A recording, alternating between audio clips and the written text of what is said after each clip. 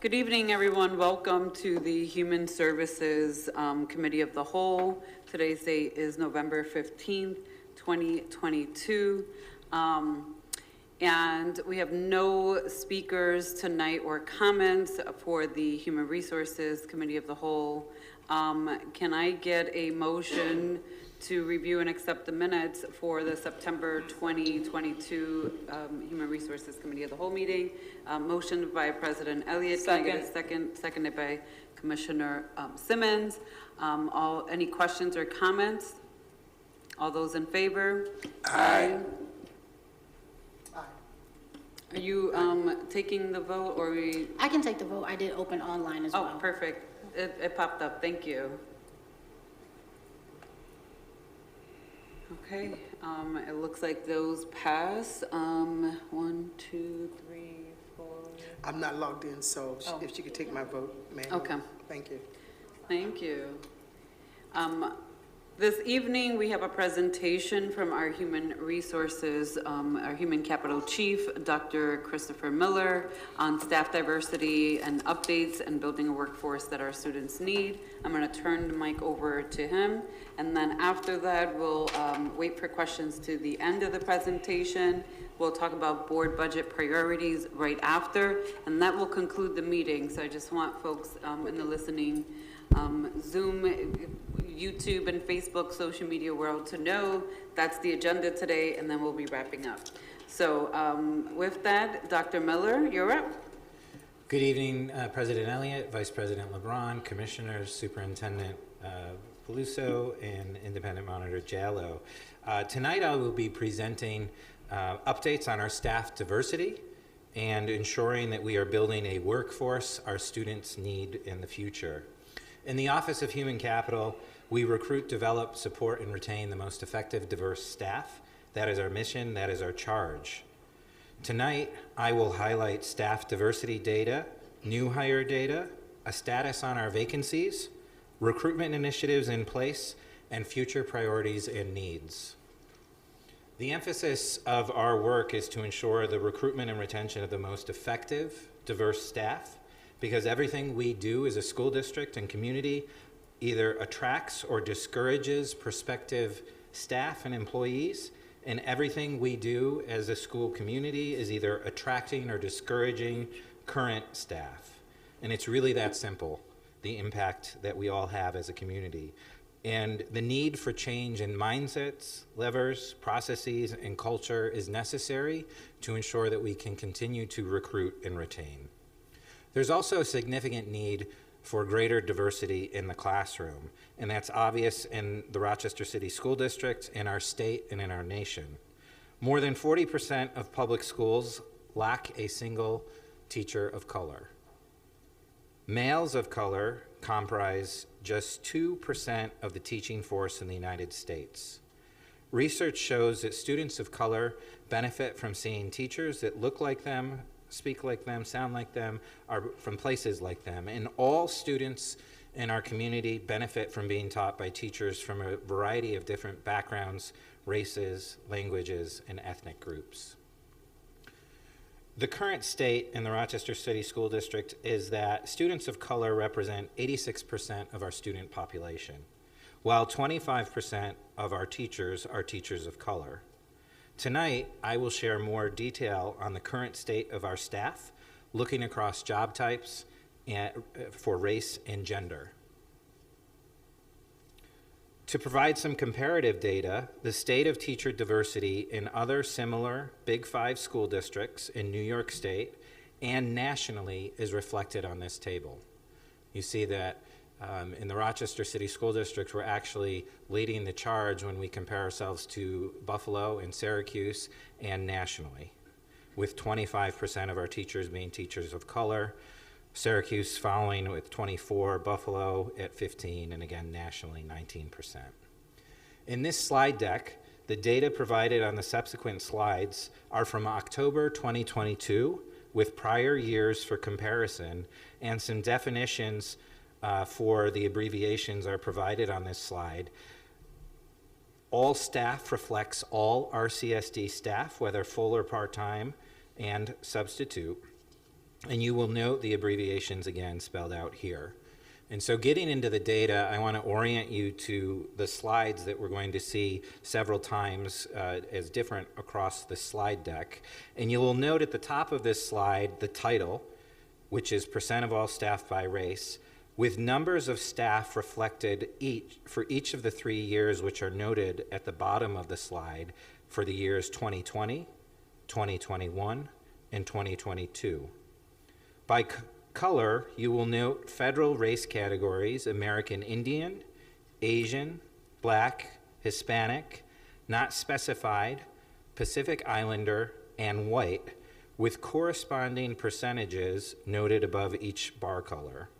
On this slide, for all staff by race, you will note effort to ensure identification of staff by race. So for example, in the years 2020 and 2021, there were more significant percentages of not specified staff. And so if you look at the year 2020 on this slide in 2021, you'll see that in 2020 there were 4.9%, and in 2021, 4.87, the blue bar, where staff did not report their race. And so we made significant effort to ensure in 2022 that we were able to obtain racial data where we did not have it, where staff was willing to share that. With that cleanup and hiring efforts, you will note increases in the staff of color for all staff and a decrease in the overall population of white staff from 57.31% in 2021 to 54.84% in 2022. So that's kind of the orientation to this slide. There'll be several others like that. On the next slide, we'll look at data in another way. This slide shows only new hire data since July 1st, 2022. The previous slide showed data on all staff. This slide is showing all staff hires since July 1st. We know that we needed to make significant effort to hire staff to open the school year in September. We had significant shortages throughout the summer that we were working to fill, and we added significantly to the school district's population of staff given ARP and CURSA funding. This resulted in 711 new hires since July 1st. And you can see that at the bottom. You will note columns by gender and total in percent for each race category. You will note totals along the bottom with a demarcation for totals in percent for those who represent people of color. In this, we hired 711 new staff, with 57% representing people of color. You will also note that most, or 70%, of our new hires are female. Simply, on this slide, if we're going to increase the diversity of our staff, we need to hire people of color at rates higher than the current rates of staff. This slide shows that currently our staff rate of color is 45%. And since July 1st, we hired 57% staff of color, showing a positive 12% point difference. So let's look specifically at teachers, the RTA. On this slide, you'll note increases in our teachers of color. In 2021, you will note approximately 20% of our teachers were of color. In 2022, you will note 25% of our teachers were of color. I'll share, though, that in 2021, we were able to determine better data after the fact that our real rate in 2021, given the not specified, was closer to 24%. And so now, in 2022, 25%. Since July 1st, though, we hired 384 new teachers, with 40% of those newly hired being people of color. And again, you will note that most of our new hires were also female.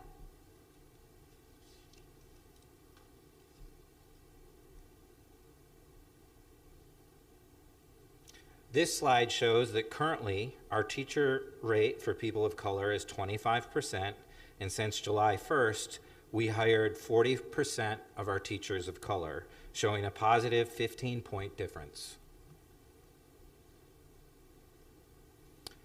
On this slide, we're showing school principals by race. Principals play the single largest role in our schools, and so I've separated them out on a specific slide. You will note increases in the principals of color. In 2021, you will note approximately 44% of our principals were people of color, and in 2022, you will note that 65% of our principals were of color.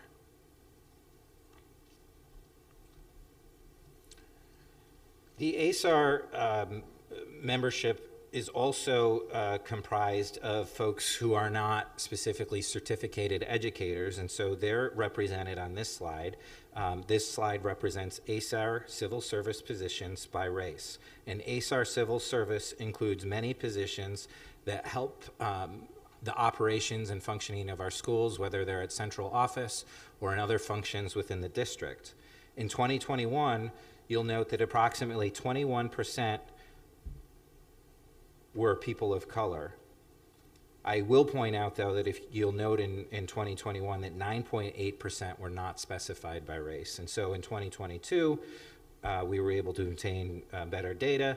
30% of ASAR civil service staff are people of color.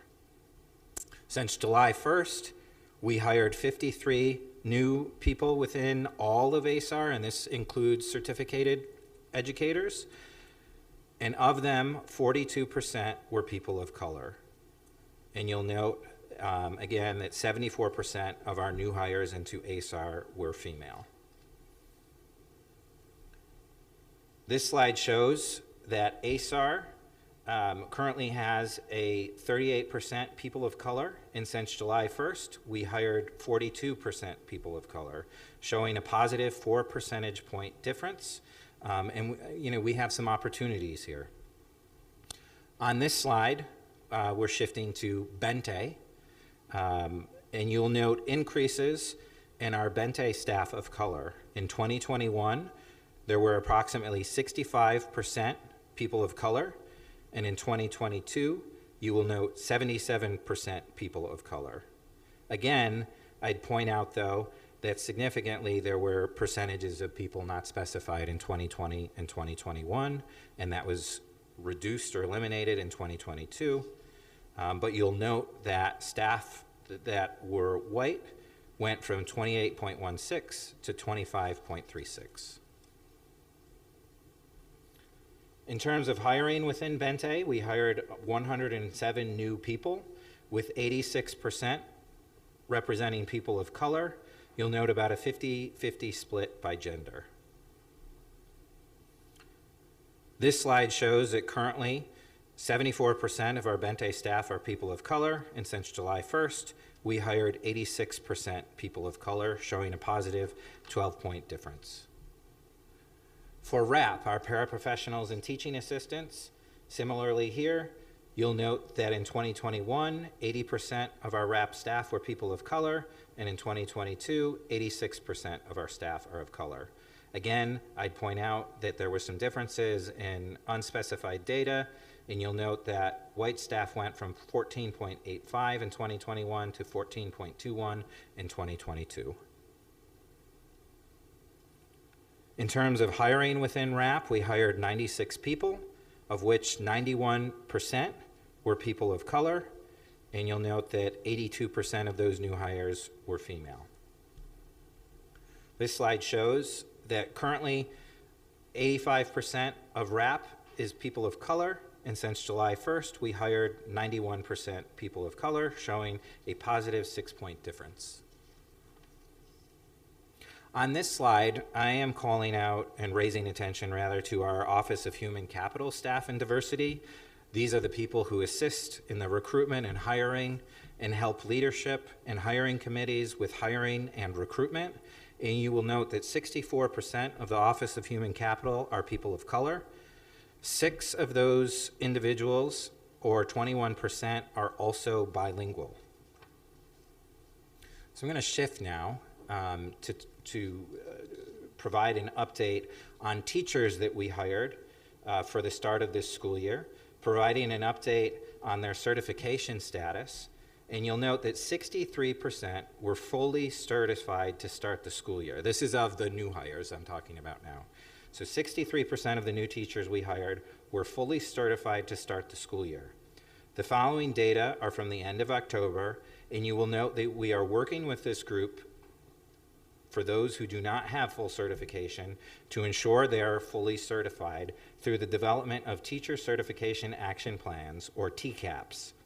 This will ensure that we can provide these teachers guidance, support, advocacy, and retention.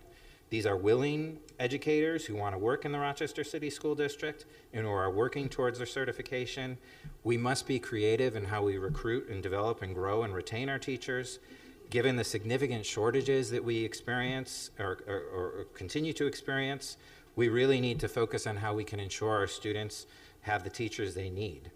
Nationally, post-pandemic, about 5% of the national teacher workforce is uncertified.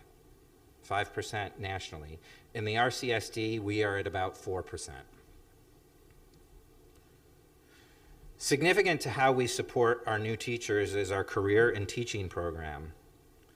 The CIT program seeks to provide support and mentoring to our new teachers. On this slide, you'll note that we provide mentoring or professional support to new teachers.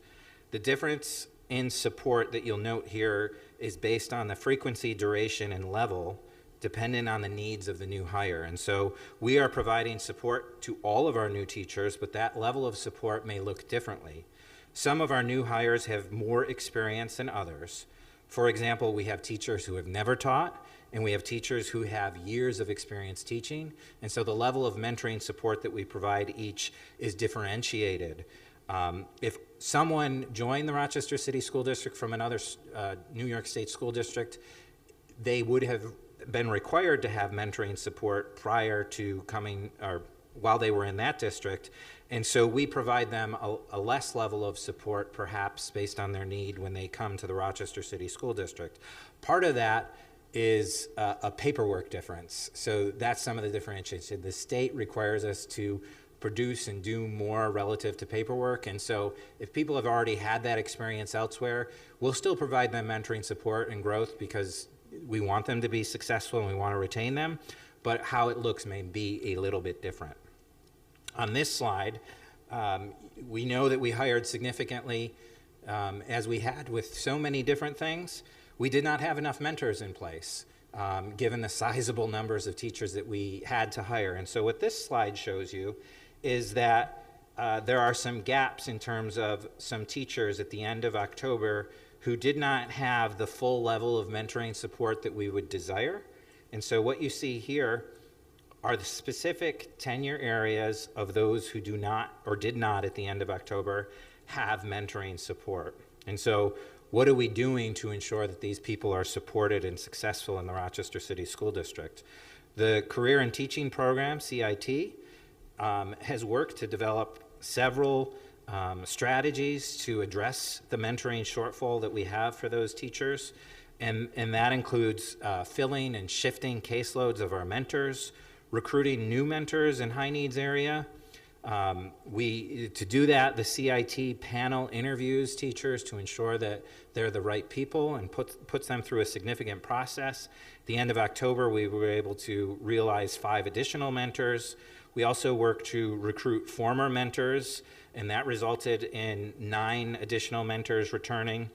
And we're also working to recruit retired mentors who might not be teaching in the district anymore, but who might be willing to come back just to support new teachers. And so that has resulted in some increases. We're also utilizing existing central office staff, leaders, and teachers on assignment, as well as school-based teachers on assignment to provide additional support. Teachers helping teachers and ensuring that our teachers are successful. Shifting to our staff vacancies, this is a type of slide you've been accustomed to seeing, and this slide reflects our vacancies as of October 28th. This represents about a 2% vacancy rate in our overall district staffing, with about 1.5% specific to teachers. When you look at these slides, the numbers may seem significant. However, the established market benchmark for vacancy rates is around 3.5% prior to the pandemic. Post-pandemic, it's about 7.5%. And so we are averaging around 2% overall with our staff and 1.5% within our teaching population. Put another way, at any given time, we would expect some rate of vacancy. We have 5,800 staff. We're going to have turnover. We're going to have shifts. We're going to have movement. We're going to have vacancies. The single largest sector of job openings in the marketplace right now is in the education and health services industry. What we're seeing in our workforce and hearing from other school districts is that employees, whether they're teachers or not teachers, people have options. And so job turnover is something we're all experiencing, and people are shifting. People are not staying in jobs for 30 years. We're seeing people move jobs every couple of years. We've struggled more in some areas, and we are working to address those shortages, particularly in clerical, custodial, and substitute teachers.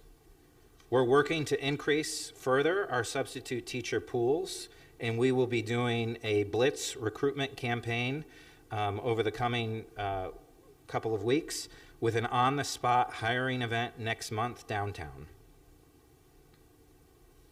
Breaking out our teacher vacancies a little bit further, this slide reflects an overall snapshot of the teacher vacancies by content area.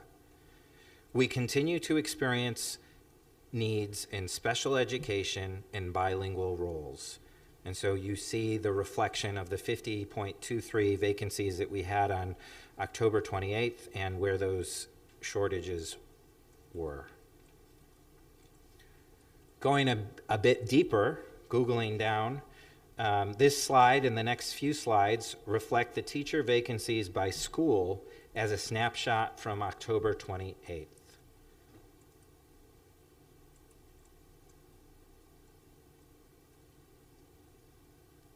So schools 12 through 28, and on this slide you'll see schools 3 through 50 noted.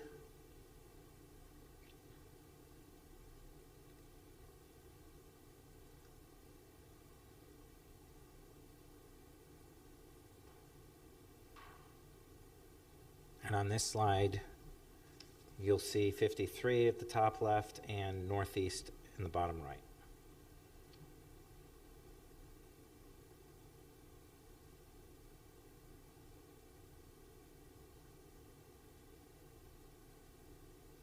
And on this last slide, RIA, School of the Arts, School Without Walls.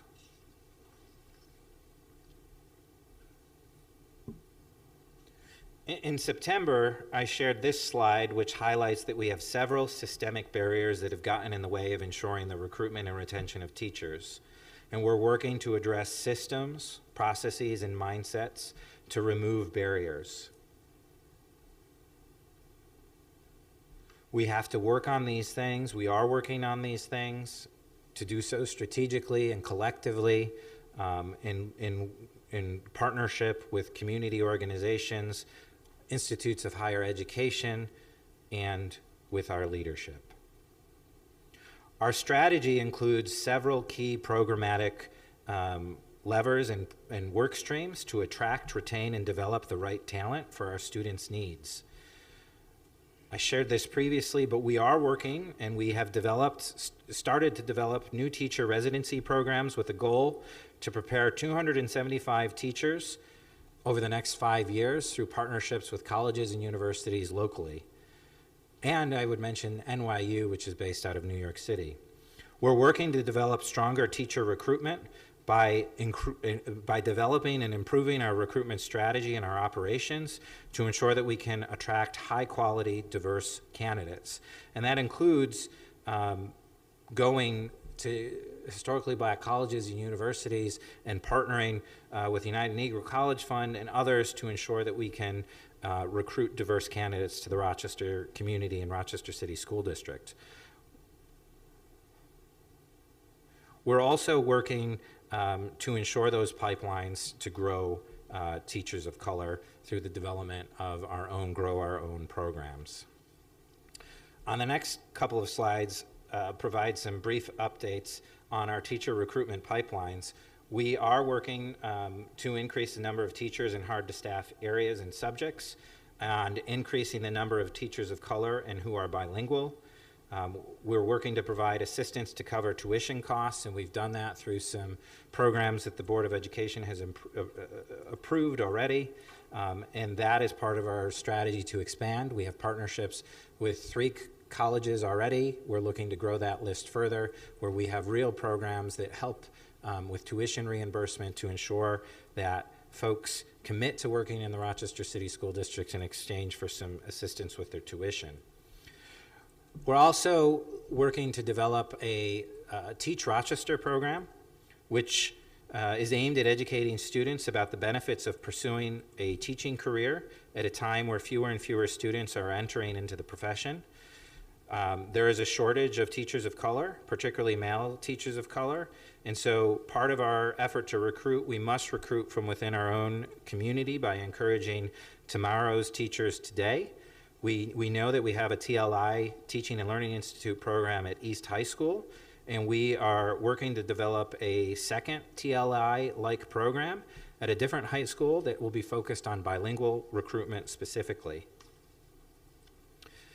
We also have put in place some career ladders to ensure that we can grow our own paraprofessionals to become teaching assistants. We had 75 paras that are interested in doing that, and so we are working with them to ensure that reality.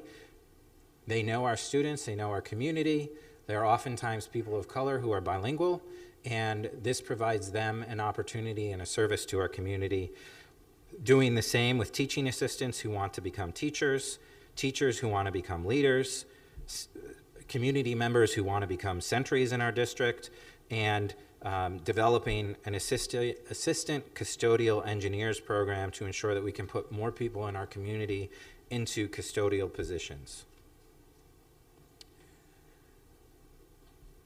This winter, we are working to develop a cadre of trained recruitment ambassadors who will assist us, represent our brand well and effectively, and assist us in the shared effort of recruitment near and far, including at historically black colleges and universities. Part of this work will also be to develop and implement a race and class consciousness rubric for recruitment to ensure that we build a workforce our students need. We will be doing a call out after Thanksgiving to ensure that we can find people in our school community who want to assist us in becoming a recruitment ambassador. And my intent would be to update the board further on these real plans at our next meeting in January. For the future, we do have some needs. What we need financial assistance for the development of our recruitment ambassadors and the related travel costs that would be associated with sending people to historically black colleges and universities and ensuring that they're trained. We need sustained commitment to resources to support recruitment and retention activities that are already in CRSA and ARP.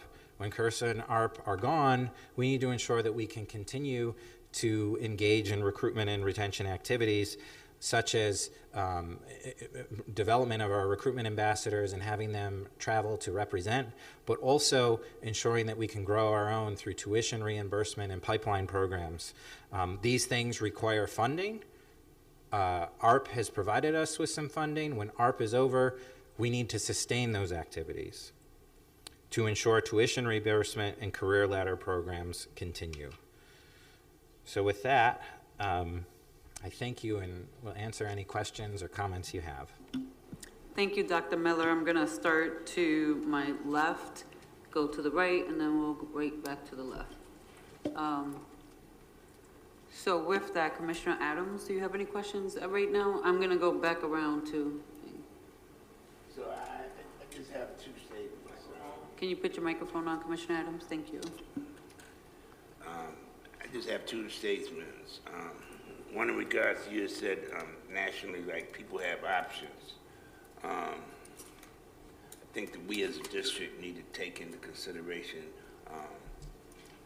the options of better pay. When I look at these graphs here, the only places where it's really dense and thick with people of color is the lowest paid organization, Bente and RAP.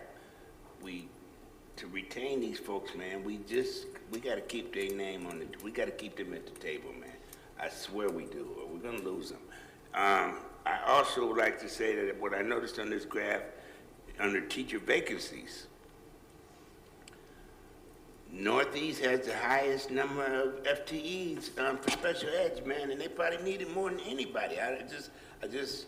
We have to be a little more focused, I think, as a district, and supporting the neediest. And that's it. That's it for me. No question, just that statement.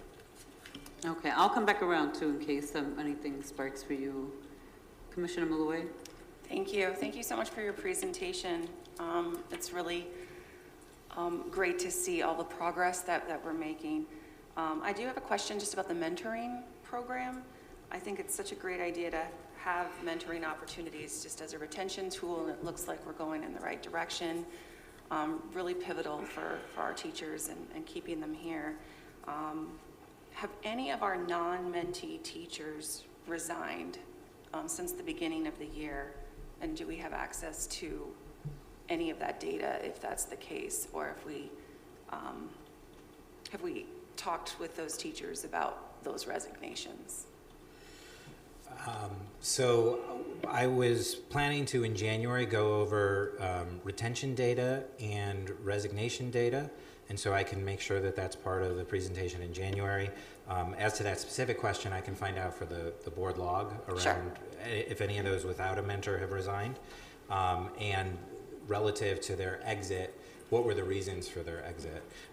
We are engaging folks in electronic exit interviews, and then also our CIT program definitely has conversations with teachers if they resign or they leave, and those people, because they have those one-to-one relationships, know and understand why they've been leaving, and the CIT program does that analysis or collection. So yeah, we can make sure to bring some of that in January. Great. Thank you so much. I appreciate it. And just the last comment I wanted to make was congratulations in just helping to promote the TLI program at East High School and beyond. I hope to see that expanded. My own daughter, as a 9th grader, has just joined that there and is getting a lot out of it. So I can't think of a better opportunity for our district. I'd love to see it in 6 different schools if possible. And what a great tool to help build our future in this district. So thank you. Thank you. Commissioner Simmons? Yes, thank you. I want to echo the sentiments expressed. I am excited to see the expansion of the TLI program. I do want to lift and reinforce and say ditto to Commissioner Adams' points around some of our lower paid employees. We know what that looks like, and so the concerted efforts. I want to lift and acknowledge that I'm excited to see that there are additional efforts to recruit from HBCUs and so on to diversify our workforce. And sometimes it goes without saying, but planting seeds is just so powerful. And I think about my own son, who is a graduate of this district, who a teacher, Mr. O, we refer to him as, planted the seed and introduced him to today's students, tomorrow's teachers. And my son is now 25, so there wasn't a fast return on that, but he's at least returned to the district recently and is serving in the role consistent with where he may be going. So I think, we have to continue to plant those seeds and grow our own, as we say. And so that lived experience is pivotal. Getting to my question, I read a report, I was introduced to a report today from the New York State Education Department, and it ranked the school districts 1 to 646 in New York State. And it was showing the ELA scores, math scores. I don't think Rochester's math scores were available, but our ELA scores showed 13% of our students showed proficient in the, I think, grades 3 through 8. And Rochester, of course, with that 13% was ranked at 646, being the lowest. And I'm going somewhere with that in regards to recruiting. I know you mentioned something around teacher. Obviously, we get some teachers that are very skilled, some that are newer to the profession, and so on. And with that concentrated area of need, our elementary levels, and what we are generating as far as our outcomes, what strategies are we using in HR, or how are we maybe partnering with maybe teaching and learning or so on to concentrate some of our higher level teachers into the literacy, numeracy spaces to ensure that our students get that groundwork? Because I'm thinking my thought process would be if they get it early on as they need it, we can grow there. Is there any strategies that are happening? Can you share them? I think that's something that we should partner on specifically with teaching and learning to do, and I think we could probably share more at a later date. Okay, so maybe should I just follow up with teaching and learning to? I don't know, Dr. Black, if you have anything you want to share. There's nothing specific that we've done in human capital to partner with teaching and learning, but relative to encouraging or incentivizing teacher movement, there's nothing specific we've done yet. But how we were just talking this morning about how we can share with the community what we do to orient and onboard our staff, all staff, and then what training looks like when new staff come into the district and what ongoing training is going on for that purpose. Okay, thank you. Thank you, Commissioner Simmons. President Elliott?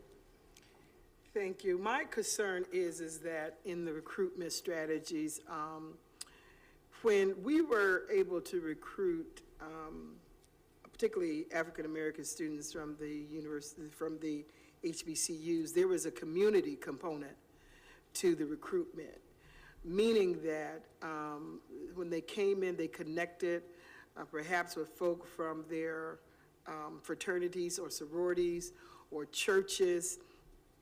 And when I spoke with Leslie Johnson, you know, she talked about the fact that when she got recruited, they had her on the Nazareth campus. That doesn't, for, you know, the African-American contingent, make them feel community and connected. And so I'm going to offer that in that strategy that you connect with the churches or you connect with those groups out there that will help them to navigate Rochester. And I would argue that it is going to be that group that's going to convince those that we recruit to remain in the district. But you got to have that component. If you don't, and you have to have somebody who's going to be recruited, who's going to be able to really sell the district and really sell Rochester. They can't be low key. I mean, they've got to really, you know, pump it up, you know, that this is a place for them to be, you know. Housing market is good here compared to other cities its size. So, you know, it's one thing to have all of this documented on paper, but when it begins to roll out, you're going to have to solicit the community to help to ensure that Rochester is a welcoming place for our candidates. Thank you. Yeah, I would add to that the REAL team has really emphasized that. And so when we think about visits to historically black colleges and universities, how we send a team of people, right? So ideally we want to find a teacher or an educator from the district or a staff person from the district who maybe attended that historically black college and university because they know the experience on that campus to an extent or they have a connection there. But then echoing exactly what you're saying, how can 3 people go to that campus and represent different sectors of our community to sell it, right?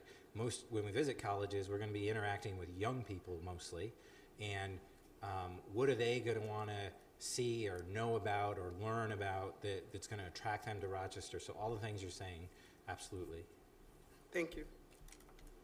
Thank you, President Elliott. I was going to call on Dr. Peluso, but Commissioner Patterson.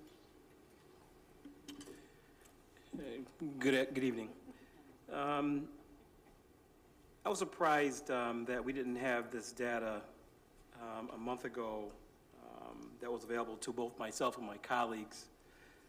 But now that we do have this data, I would ask that it be updated at least annually, if not semi-annually, you know, and available, you know, to us. Secondly, when it comes to the historically black colleges and universities, HBCUs, do we have a list specifically of what colleges we have visited and recruited from? And last but not least, what is the plan to sustain the cost when it comes to recruitment, now that we know the SRSA and the ARP funds are going to be gone before long? Thank you for those questions.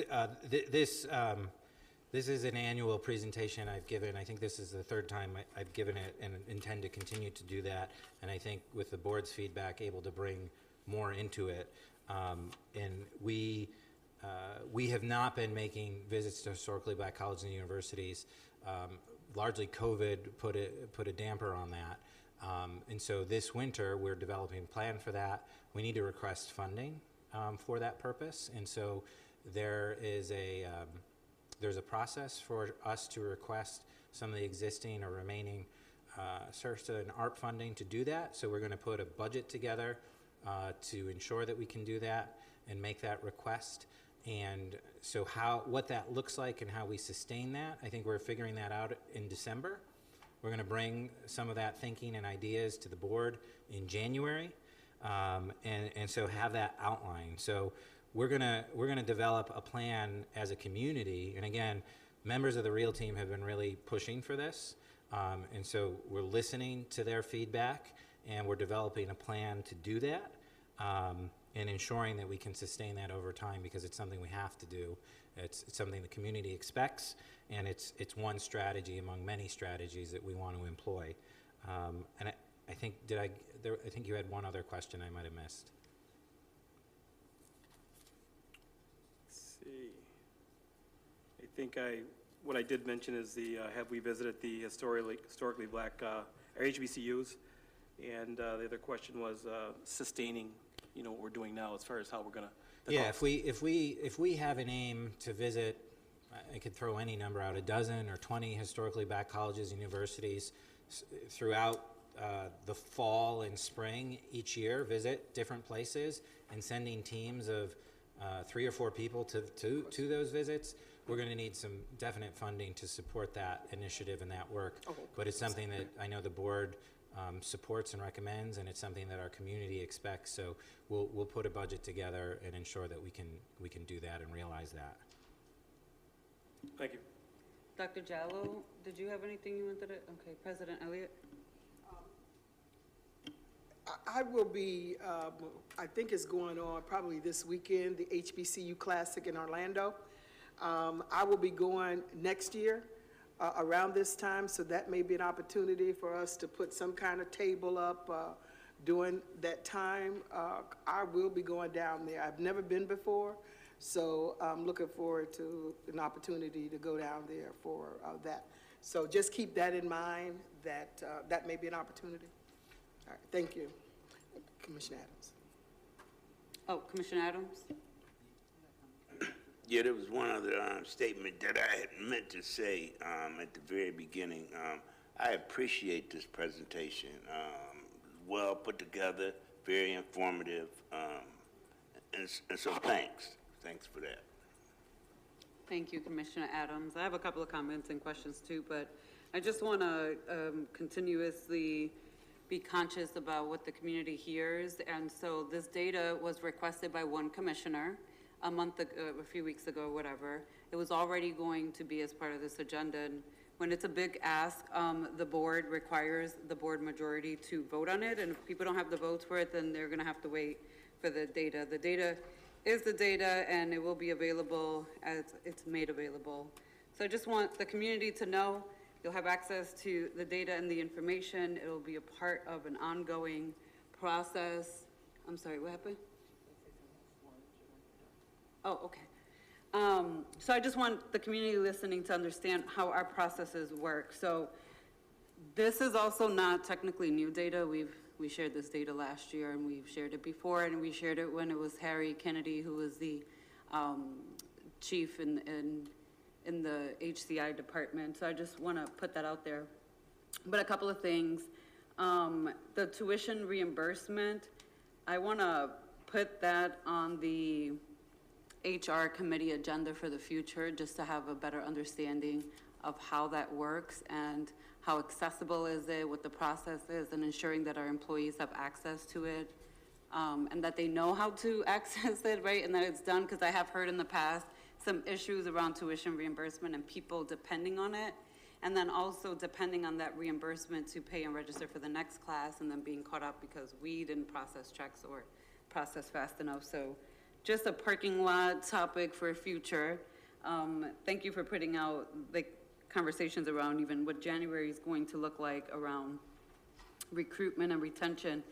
But one thing around the retention piece that what I got from President Elliott's comments is that RIT back in the day when they go out and recruit, they used to have folks that were potential candidates come and hear from like local people about what it's like to transplant to Rochester, you know, what it's like to navigate, where are resources, where are restaurants, what the nightlife is like. I know because I used to present to those groups, and that's the type of thing I think that is a part of the retention piece, right? Ensuring that when they come, that they get connected with people who are here, who are willing to kind of be a Rochester buddy for them to navigate our local, you know, nightlife and restaurants and housing situation and resources for families. And so I think something like that would be beneficial. Do you still want to do that? Yeah, no. No, there are lots of people in the community. They would have random folks from different departments come out, but yeah, that would be great. Even internally, if we can try to recruit people internally to show them and navigate the Even us, I mean, we Yeah. can help to do that too. I'd be willing to help to do that. There you go. You got your first volunteer. President Elliott says she's down. But I do also want to say with the TLI, I don't want this to be a lip service to helping them increase their enrollment, because the fact remains that we don't recruit intentionally for TLI the way that we should for students across the entire district. We don't send out information to parents and students alike in 6th grade, 7th grade, that these are options for their students. And I would love to see that as part of recruitment with the same fidelity that we do for SOTA. And I say that because in my daughter's school, they sent home like the letter. I got a letter from her school saying, hey, it's that time to apply because she's going to be transitioning into 7th grade and you got to pick 5. And then they sent me the SOTA stuff separately to say, hey, here's SOTA's application and information about the program. And that school took the initiative to do it separately. But I would love to see that same tenacity for TLI and placement and information being sent to parents and students during those transitional years, that TLI exists and that it's an option for them. And I do think it's a strong leadership program, even if they end up not going into the teaching field. Of course, we want to encourage and grow our own as much as possible, but I say that because we've had these conversations, we all big up TLI, but we never like pinpoint where it has to start, and it has to start at the placement level and that transitional level, that parents and students know that it's an option and what it's going to take to apply and be a part of that school, that program. So I would love to see that into action. The other piece I do have to mention, because I keep hearing HBCUs, and I got to be honest, when I first started, we were doing HBCU tours. We yielded like 1 or 2 people in the entire district, and we spent thousands and thousands of dollars doing it. So I am not going to sit here and tell you all that I support that unless you're going to show me a concrete plan of how we're actually recruiting and bringing and it's going to benefit us. Because what it felt like was that there were staff, these staff are no longer in the district, and I won't mention them by names, but what it felt like is that people were taking trips on district dollars and setting up a table and talking to a few people, and that feels good, but it didn't result to anything. And so I don't want to repeat that history. And I say that because there was even a time where we had an intentionality of going to Puerto Rico and trying to quote unquote grab people. And that did not yield the result. Because they're all the school districts are doing that too with the same mentality. And so we're just competing. So unless we're going to have like real true partnerships before we get there, I'm personally not interested in recruiting at HBCUs. I just have to put that out there unless there's going to be a different plan than what we've done in the past. And those are the facts. I could give you the dates, the years. You can go back, look. I'll mention names off the record. I will not call anybody out tonight. around that, but I just have to put that out there that it can't just be, we're gonna go visit HBCUs, not for me anyway. I would like to see a concrete plan around that. And then finally, around the new teacher mentoring piece, I would love for us to, in the future, and in the future, I mean within this next year, and I don't know if that's a contractual conversation, but to have a real serious conversation of how we do teacher mentoring in this district, which we're not very unique to this situation either. A lot of districts do this. They take their best and their brightest, and they take them out of the classroom, and they take them and put them in mentoring positions. And that's wonderful and great, but there are lots of new potential people who can also be great if they have the appropriate mentoring and support. And for me, I will always support this notion of being an excellent teacher and teaching, and then mentoring by co-teaching with a new teacher and modeling that behavior for some of the periods. Versus pulling them all out completely, and then we have our best and our brightest not actually teaching because they're mentoring. And I think that they can do both. But that would require, right, that we restructure what the mentoring program looks like, and that also includes paying people for that mentoring, because if I have to co-teach, you're gonna pay me for that too, because I may be doing double work. But whatever that looks like, right, just different from what we currently have. Because I personally do not believe that our current mentoring program essentially is the best. Although I do love the idea of new teachers having a mentor that they can go to when you have questions and you just don't know, and, you know, can you help me look over my lesson plan and so forth. But I do think that that is something that in the future, near future, we're really going to have to deep dive into and figure out a different way so that our best and our brightest are still teaching our kids, and then supporting the growth of new teachers becoming the best and the brightest, versus what we currently do. And that's all I have to say for right now. So, yeah, let me just respond to the Vice President about the HBCUs.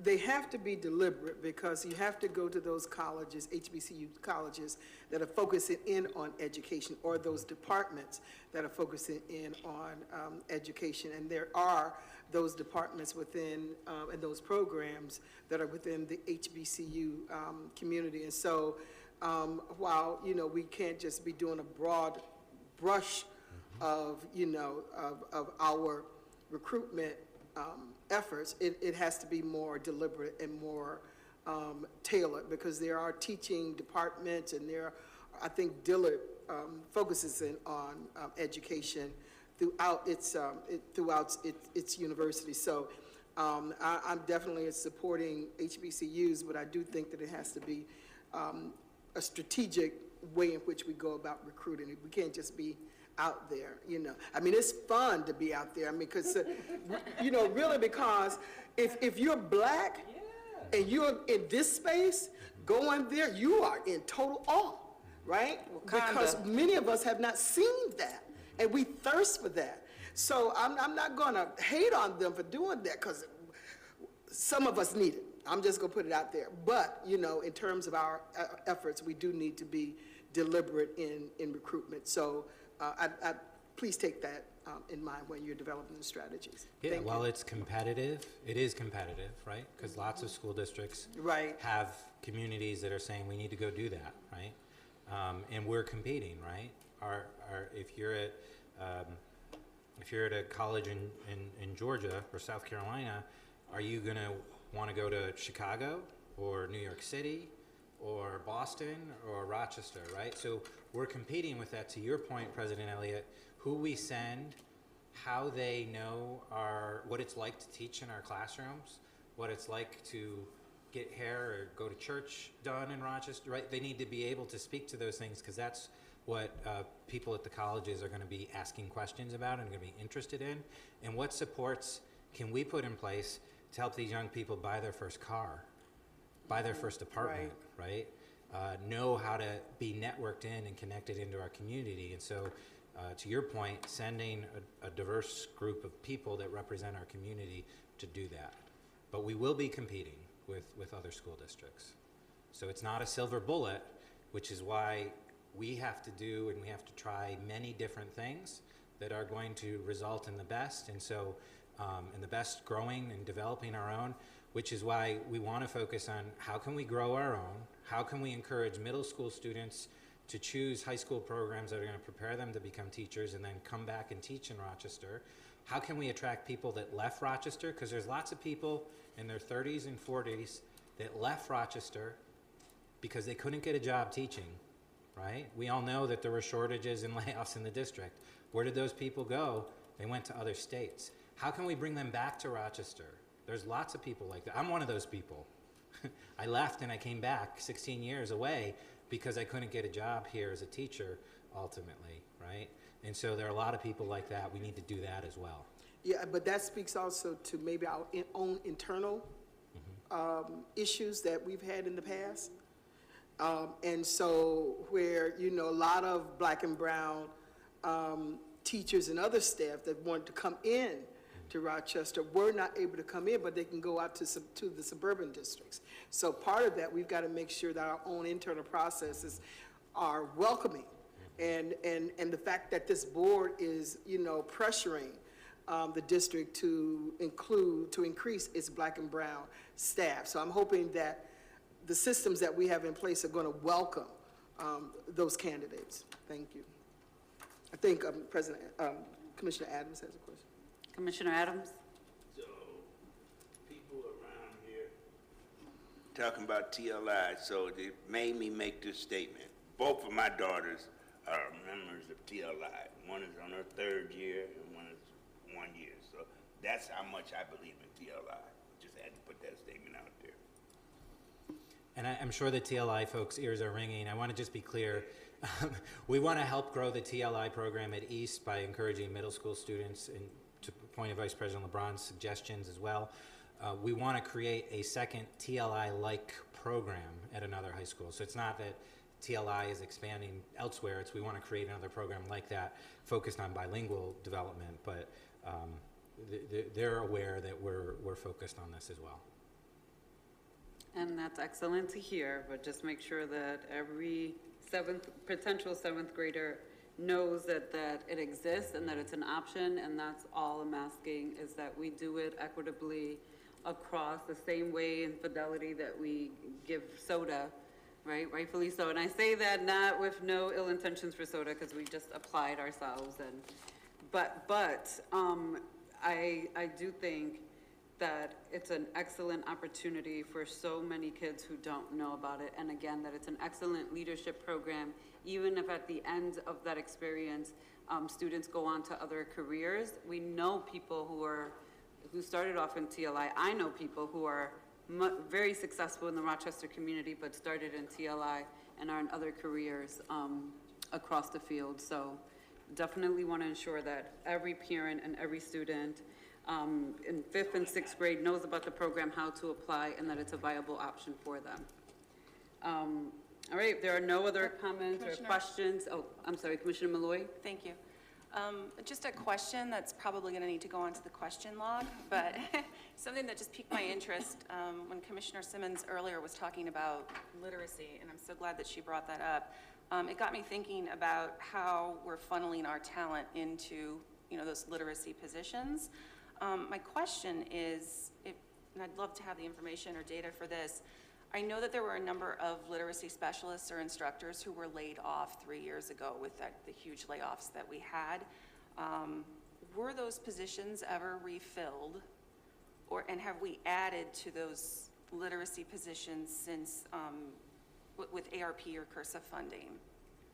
So that'll probably need to go on the question log, but I'd love to see us expand that, especially as related to funneling our best and brightest to the early literacy programs to help minimize or mitigate the gap we're starting to see between our pre-K program and by 1st and 2nd grade, the declines that we're seeing. Thank you. Okay. I have another question. Commissioner Actually, Tyson. it's for council. Even before I come to you, there was a Dr. Andrew Ray that went down to our HBCUs, and, did some work, bringing instructors up here, to Rochester specifically. So that's something that, possibly, not only, this board, but the administration can look into and see exactly what he did, for Rochester by bringing individuals that graduated up here, to teach. That being said, from our council, and you might have to research this, maybe you won't, but as the vice president indicated, this data that I requested a month ago was already available, readily available. So if data is readily available, my question is, do I still have to go through the board to acquire it, or can I just request it? Adrian, before you answer, I just want to clarify that the data was available because this presentation was already, it existed. The updated data, which would have required time, requires for more votes, but go ahead. I didn't ask for the updated anything updated. I We requested, offered data that was available, point of privilege, so I just want to put that out there. so for clarification purposes, I did not request any updated data. I requested the data that we had, that we currently possessed. Correct. So I'll give a pretty general answer. In regards to data that's in the district's possession, a board member doesn't have any greater right than a member of the public to district data, unless it pertains specifically to something that the board is going to act upon. But a board member could go through a FOIL process just like anyone else. As a practical matter, I think the board has always made requests as necessary for information and data. If it is in a state that the administration can provide it, it has been provided. But if we're talking about a right to certain types of information, a board member does not get carte blanche to every minutia of data in the district, and in some instances there's no greater right than the general public. So responding specifically to this data that we just saw, which was actually less than that what I requested, but I'm not clear relative to if I requested data, for example, relative to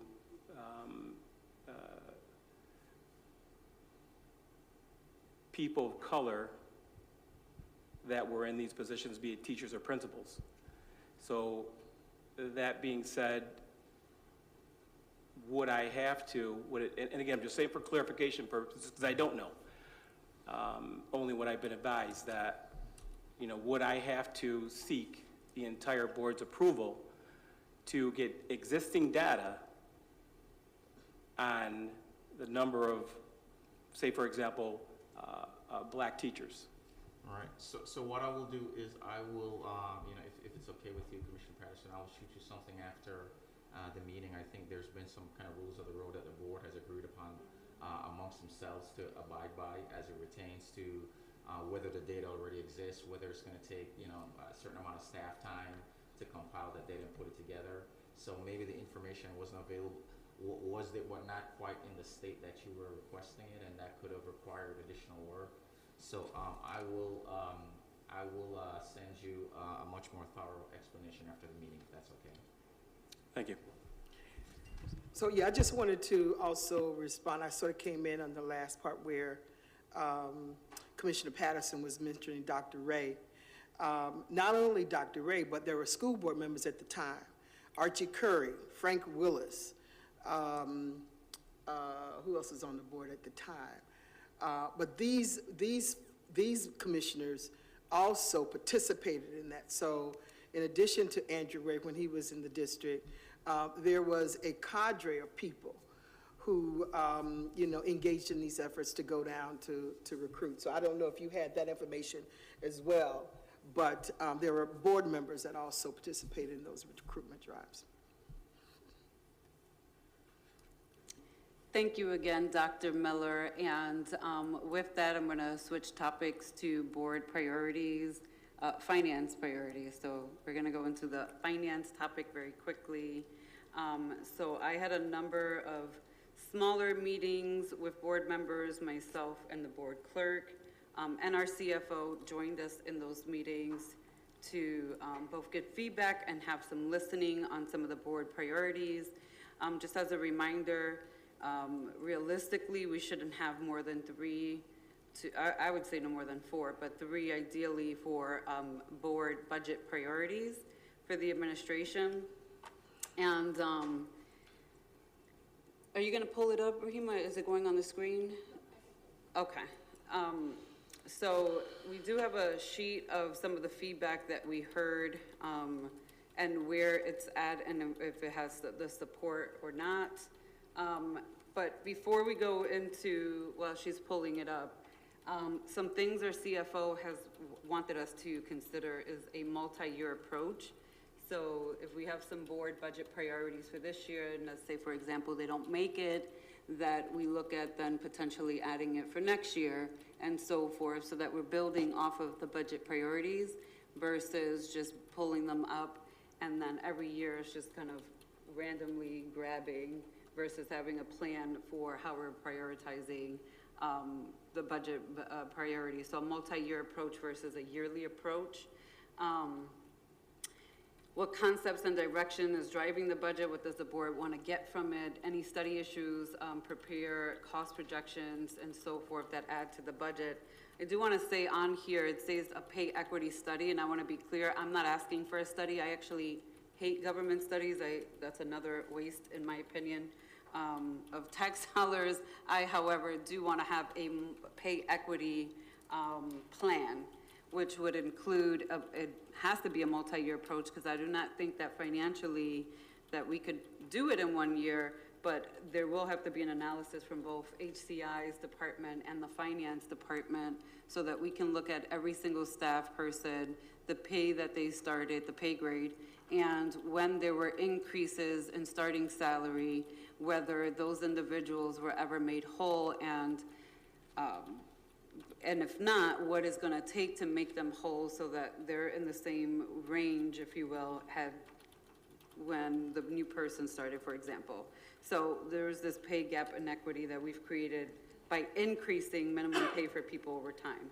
And we've done it multiple times, and so much so that we now have new people that have come into the district and at a much higher starting salary or very close to someone who has been here for 10 or 20 years. So that's what pay equity would do.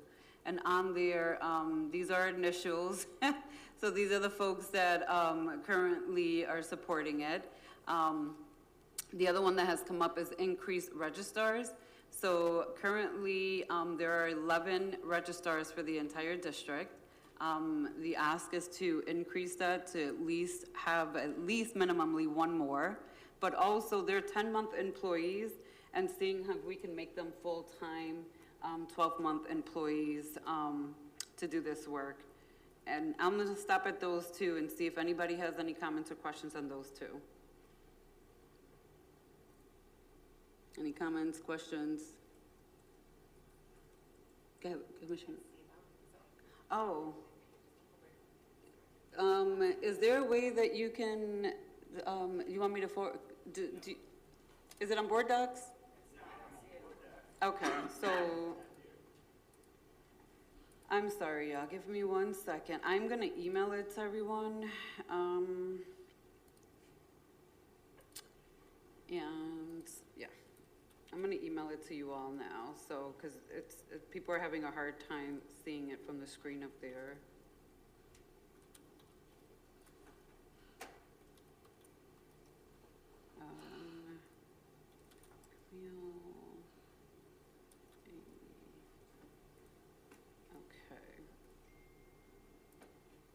Okay, I just forwarded to everyone so that you have this. This is just a draft anyway, but it's a good draft for you all to have to see where folks are at with the priorities that bubbled up were. So I'll keep going so that you all have it, and then you can give feedback. Food services, so healthy food, less processed foods, local partnerships, and commit to not cutting the budget. Last year, we made a board budget priority to increase food services budget, but that commitment has to be done, in my opinion, year after year. Otherwise, we risk food services taking the cuts that we know are detrimental to what the output of food is for kids, especially with food costs rising and inflation of both products and food services. Transportation, managed choice, ELL students need supports across all schools to come into and maintain compliance with the cap and the increased spending beyond Title III grant. So that has come up from the state directly to us, that the district has to show a greater commitment in addressing the needs of ELL bilingual students through the cap by putting dollars from our general funds beyond the Title III dollars that are spent. So essentially, just spending Title III for bilingual education, ELL education isn't going to cut it. Program evaluations, so our desired outcomes being achieved. If not, we need to move on and end contracts, scalability of programs across the district, reconfiguration based on FMP, closures, participatory budgeting, so advocating for allocated funds for community input, and I'll talk about participatory budgeting a little later, but arts, sports, counselors, district-wide community school models, school centuries, increased funding and budgeted versus filled positions. I don't know who CE is. Me. President Elliott. Oh my God. I was like, who is CE? If you had 2 T's there, you would Oh know. God, I need more coffee, y'all. But what is that, what is my CE there for? For security, increased funding, and budgeted positions versus filled positions. And so, yeah, I'm like, who put CE? I saw counselors too, budgeted ratios, vacancies. So this is the list right now. I would be curious to where folks are at, and I just want to put it out there. We just met with the folks from participatory budgeting, and we have some more meetings coming up this week. But we're gonna do some things to get feedback on even priorities, and also I think the vision is that the art plan that we currently have, creating some visuals through participatory budgeting so people have a greater understanding of what the topics are that we've budgeted, how much we've budgeted, and whether they support it or don't support it, and using the participatory budgeting tool to kind of get a feel of our community and whether these are the priorities that they want to use with ARP. Now, keep in mind the plan's already been technically approved by the state for the ARP plan, but I think it'll give us a good pulse if we're heading in the right direction and the support of the community, and then if we're not, you know, figuring out what we can do to align better with what the community wants to see with those dollars. But also may end up putting some of the board priorities that come up for them to also help us kind of align whether they would support or not, or, you know, so just keep that in mind, that there's some stuff we're trying to work on with the participatory budgeting tool. And we are working with some of our local grassroots groups and our communications department. So that meeting is coming up this week, but we did have a meeting yesterday to also finalize some of these pieces. So I'll stop there. Any questions or comments on the, Dr. Jallo? Was there any consideration given to reducing funding for anything? Everything's an increase. Was there any decreases, or if you're going to increase in any, it looks like all of these are increases, was there a parallel piece where you were going to decrease so you could increase somewhere else? So these are board budget priorities. So no, first let me answer your question. No, there are no decreases unless the board is saying that they want to, huh? Closures. would be. Oh, closures is on there, yeah. Closures is on there, but that's part of the FMP process, so I just want to put that out there. But as a board priority, I would not personally put a decrease as a board priority on a topic.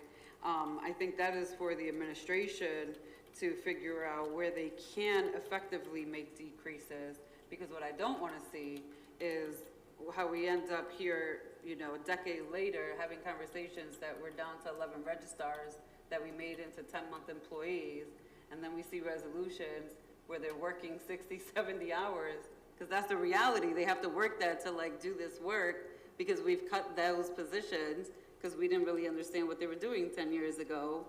And so I would leave that to the expertise of the administration. But I would caution the administration too, that let's not repeat history of things like that. Like that where we're making decreases, it makes sense, or it's wasteful spending. And there are areas and pockets that we know exist. But these are board priorities. The other thing I've asked the administration this year, which we've never done, is actually ask the administration what they would prioritize in the budget before the budget process starts. And then I just want to also add that we are going to, and I think I mentioned this last time, but we're finalizing what the survey will look like. We are going to create a survey with some visuals of other budget books that we are considering in terms of layout and what it looks like, so that people can get a sense of what a redrafted budget book will look like for this district. And once the survey is out and closed and we tabulate it, we'll get the results. We'll identify which book itself will follow or mimic or use as guidance. Dr. Jallo, did you have anything else other than that? Okay. Anybody else? Oh, Commissioner Malloy? More comments than anything else, and just in light of what Dr. Jallo has said, because obviously our funding is going to run out eventually, and I think everything on this list is important. I think that's why my initials are next to so many of these items. But I think we're really going to have to seriously consider, as part of the budget process, beginning that preparation for what is our district going to look like, 5 years from now, 10 years from now. We have declining enrollment. We all know this. We've watched our enrollment decline by over 10,000 or around 10,000 in 10 years' time. How are we going to maintain what we already have when our funding is eventually going to run out? And so I'm very interested in putting a priority, obviously in all of these things, but managed choice, but we really have to take a serious look at how we zone our students, how many schools we have in each of these zones, how many students we're serving. We can't even determine staffing unless we have that skeletal structure in place. And we also need to make sure we're, at the same time, hoping to retain students from charter schools and get those students back, but building the infrastructure now that we need for a successful district long after we're all gone from here. And helping to prepare for that. And I think we do that by looking at our reconfigurations based on FMP, looking at the possibility of closures, although nobody wants to talk about that. But the reality is we do have a declining enrollment, and we are going to run out of money eventually. So I am highly concerned with that, and it's time to look at managed choice and whether or not we need to reconsider how we're placing students. That leads right into transportation as well. So those are the only comments I have. It's a bit redundant, but I'd love to see that as our major focus in the next few years. I'm asking for clarity. How would that look like in a budget priority? Well, looking at studies, I guess, for, telling administration what we want to see them doing eventually, and they'll tell us if it's they're the experts, right? Like, they're going to tell us what needs to happen and whether that's a possibility. But so I just want to remind folks, we're talking about a budget priority though, so I guess I'm confused on how that managed choice looks like as a budget priority to the administration. Not a study, because I think we are studied out around managed choice. Right. Like we all know it's like a failed policy, we just need to change it. That falls on us, right? We can do that. we don't need to have a budget priority to do that. I think with managed choice, we changed the policy and we have the power to do that now. But I just, in terms of a budget priority, if you don't have an answer now, that's okay too, Commissioner Malloy. You can come back and say, hey, I thought about it and this is how I think it should look like financially, but I just want us to like focus on the budget priority piece versus all of these things are important and all of them are gonna be impactful to kids. But we can't do all of them as a budget priority for the 23-24 year. Yeah, Right. obviously. No, I'm just saying if we have to focus on any of these priorities, it would be managed choice, transportation, to help us begin building that infrastructure so that in future budget cycles, we have the infrastructure in place for our staffing needs, better serving our students. That's the angle I'm coming at now. Okay. Commissioner Adams, were you raising your hand with the pen? No, but let me say this here anyway. I'd like to see as a budget priority, us figuring out how to spend that ARP money that people are having trouble spending. I think that should be a priority. Us trying to figure out how we can spend it before we lose it. Yeah, so thank you for that.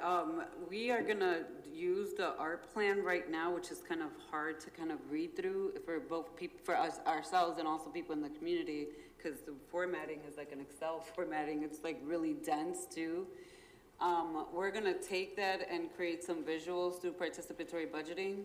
So it'll look like, if anybody's curious right now, you can go to Syracuse's budget and look at that they did titles and buckets. So for example, they even have like students laundry services. They're gonna invest $3 million. They had things like, teacher pipeline programs, $10 million.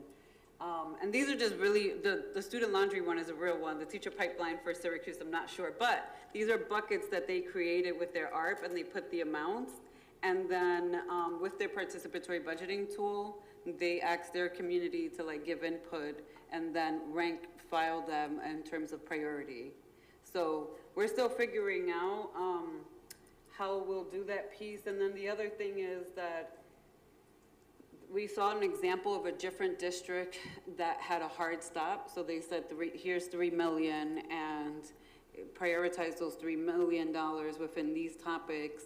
And then they had a hard stop, like the $3 million's up, there were no more choices if you hit your pool of money. There were other districts though that let that amount go beyond. Now, in the future, what I hope we do with participatory budgeting and the tool is make difficult decisions too. And to Dr. Jallo's point, the tool is also meant that if you are spending in one area, you have to take it from another, and that it gives you that visual that you have to take it from somewhere, and where are you gonna take it? And that also could be ran through a participatory budgeting stimulation for people in this community to understand that if we increase, for example, money in arts, that we may have to decrease money in counseling to increase money in arts. And that's just the reality of lots of school budgets across the country. But we're not quite there yet because when we started the tool, we had some issues last year. So we're kind of technically back at square one. We're a little bit more advanced because the tool is here, it's embedded. People are trained internally how to upload it and format it. But we've never launched the tool officially because of the issues of last year's budget. So, Commissioner Simmons? Yes, thank you. So more of a comment, and I do align with the managed choice thought process, and I do see what your points are as far as how would that outline itself in an actual budget. And so it sounds like there might have to be some pre-work, and I don't know if it would meet the guidelines for budget priorities right now, because there would need to be a policy and some different models of what managed choice could look like. And the only thing I could see in alignment with the budget is then finding out the cost analysis associated with those models and what's most effective and get us the biggest bang for our buck.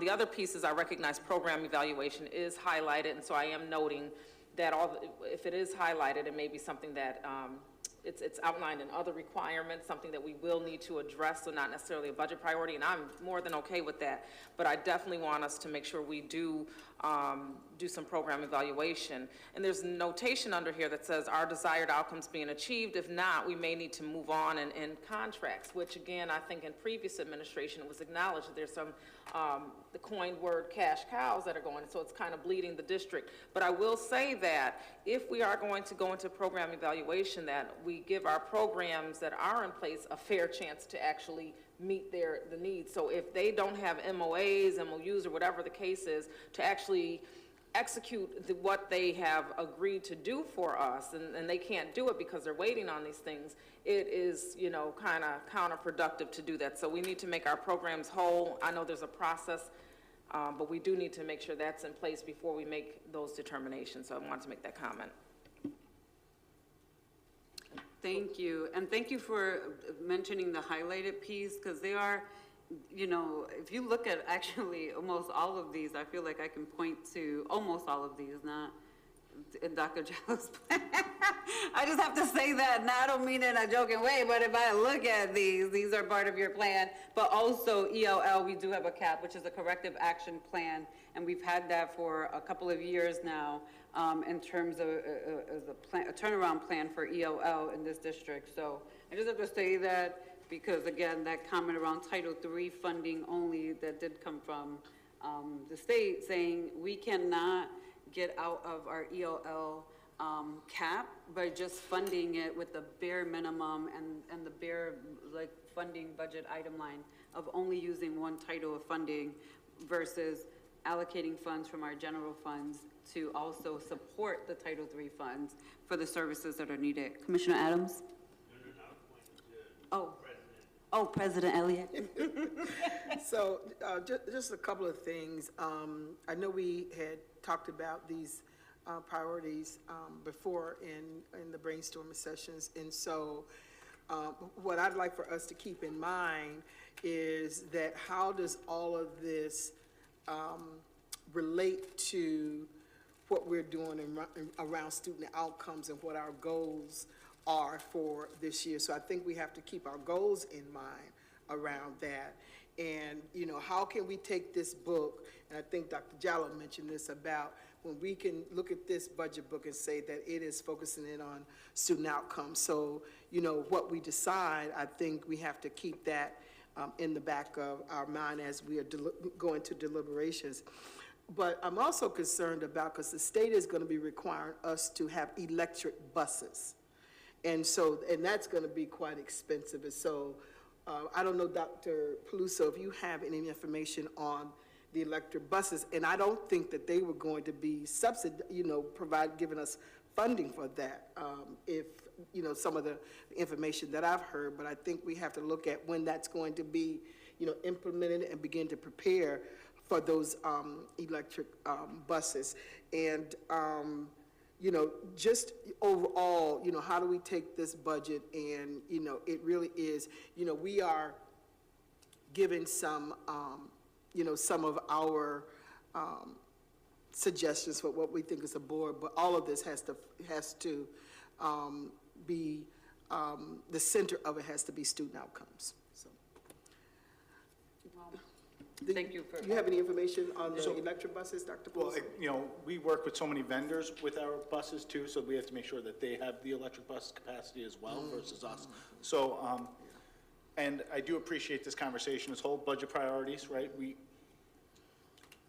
This will help us not have the same budget cycle as we did last year, right? And like Dr. Jallow said was, you know, what are some of the reductions there? That's going to be the administration job to thoroughly look at the budget. If these are the priorities, then we need to kind of look at what are student needs, where the place that we can make reductions to provide you with the balanced budget. So having these priorities in advance is going to be a huge help for us, and then some decisions are going to need to be made.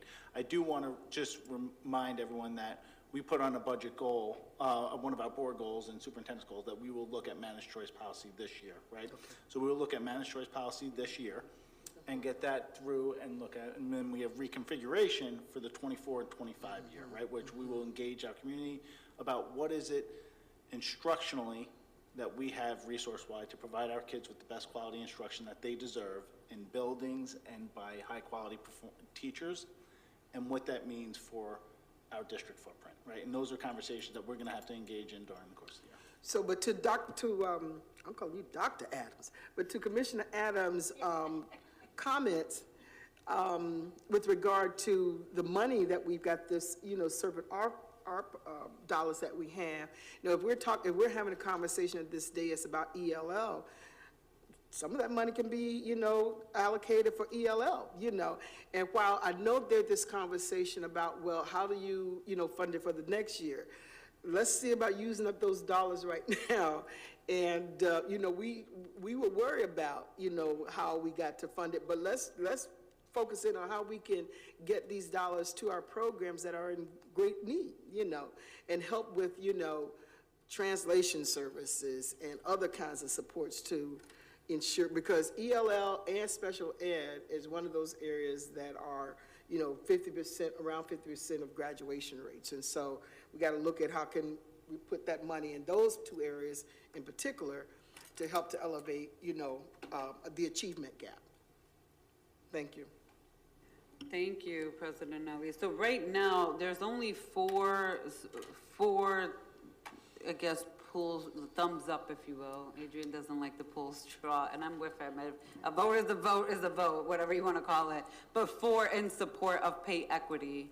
And I want to remove the word study because it's not a study, but it would require that we're equitably paying folks across the district. And why I do think that's important, because as we're having conversations about trying to recruit people into this district, we also have to have conversations, a real conversation about retaining people and stability for our students, and having a certified teacher and a certified person in front of them consistently with the same consistency throughout their career of education is just as equally as important to their success. So I say that because we do have to think about retention. That is a huge issue with this district right now, on top of recruiting. So I have to just say that piece, but this is where we're at. It doesn't sound like we have a lot of support for everything, so will say this, I am going to reduce this list, and then come back, maybe after the holiday we can finalize the list, but we do have a deadline because we are working on a different timeline, if you will. This budget cycle, we've increased it, we moved the dates up so that we have more time. But there are some that just have like one. So participatory budgeting, I will end with conversations around that, but I just put that on there because like Carmine just said, managed choice is actually already a board goal. So it doesn't need to be a budget priority, it's already a goal. And all of these are important. For the listening audience, I want to be aware that all of these things are equally important to students. Arts is just as important as counselors, as is access to sports, as is access to school centuries, in the buildings and so forth. So one is not more equally important than the other. I just have to say that. Commissioner Malloy? Just a quick point of clarification or question.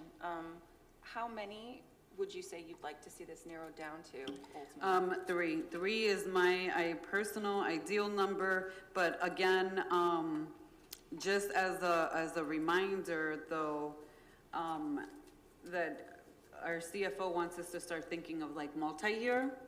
So it could be that, hey, these are the 3 we're gonna focus on this year. These are the 3 we should focus on next year, what that looks like. I would, like managed choice and transportation and closures and reconfigurations could be board priorities or potential budget priorities, right, that we're looking at in the 23-24 or 24-25, because by then we should have undergone some things and we'll have a better understanding of where we're at and what that's going to look like as we move forward. And they can build off of each other. I do think once we get past like the hurdle of what FMP and reconfiguration looks like, that would give us an opportunity to then increase opportunities to arts, sports, counselors at schools as we realign, if you will, some resources. So I would say no more than 3. If you guys want to try to push for a 4th, then I'm okay with that too, but I just want to be realistic about what we can do. And we do have to wrap up shortly because we have an executive session. We have to start by 7:30. Huh? Yes. So I'm going to wrap this up right now, but what I will say is I will give an update potentially Thursday, maybe at the finance portion of participatory budgeting and what we may have up to that point. But right now, the tool, we're hoping to use the tool to highlight ARP and what we're looking and hoping to spend or what's been approved so that people have a greater understanding of the pockets of what it exists, how much money, and whether they support it or don't. The tool will give them an opportunity to kind of play around and give us data around what they would do to reallocate it differently. And if we see something that the community's like, do not spend any money in this at all, or like, don't put that much money into that, put it invested in here, we'll bring that information back. We are going to launch a survey for parents, staff, community members on the budget book and what it's going to look like, and what people want to see in there. There are some things we're required by law to have. And then I just want to point out that we pulled several budget books from different districts, and they are vastly different than ours.